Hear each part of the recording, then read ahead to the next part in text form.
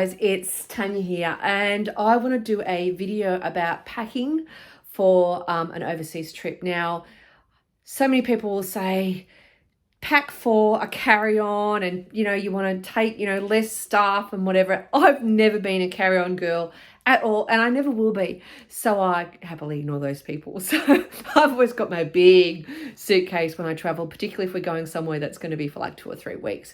So a few tips that might help if you are packing for a big trip. Now, we use these packing cubes. They come in all different sizes. You can fit a lot in these things, so they definitely are worth the money because you can cram a whole bunch in there. And I'll put like things like pants in one, tops in another, undies and stuff like that, so it gives you a bit more room. It helps to keep things super organized.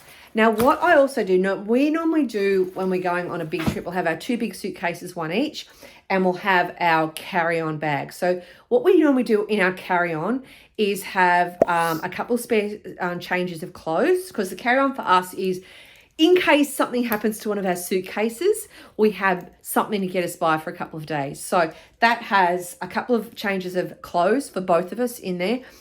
Some undies, something to sleep in, some basic toiletries. So, a bag with just a few things of the basics like deodorant and toothpaste and stuff like that.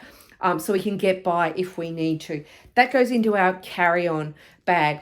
Now, when I'm packing our suitcases, I will also put a couple of my outfits into Shane's bag and vice versa. So again, if one of the bags goes missing, at least we've got a couple more outfits to get us by until our bag hopefully turns up. Now, touch wood, that has not happened and we haven't lost a bag before. So please, I hope that doesn't happen on this trip either. But I just find that makes sense and sort of helps to cover bases if something does happen as well. Now, another thing that I put in my luggage as well is I'll put copies of our passports and copies of our credit cards. So if something happens, you've got that information readily available. So you can, contact whoever you need to contact, and you've got copies of stuff, because I would not know what my passport number is. I have no idea what my credit card numbers are. It's just all too hard to remember. So a couple of simple tips like that. I make hubby bring his security backpack. So this thing usually has our tech stuff in it.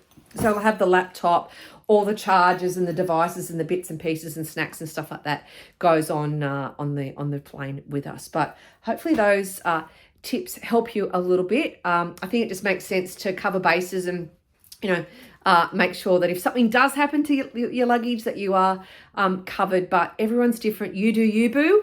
I will never be a carry-on girl. I'm always going to have my big wheelie suitcase, and that's just how I roll, because I like to have options, and that's just me. So hopefully that helps.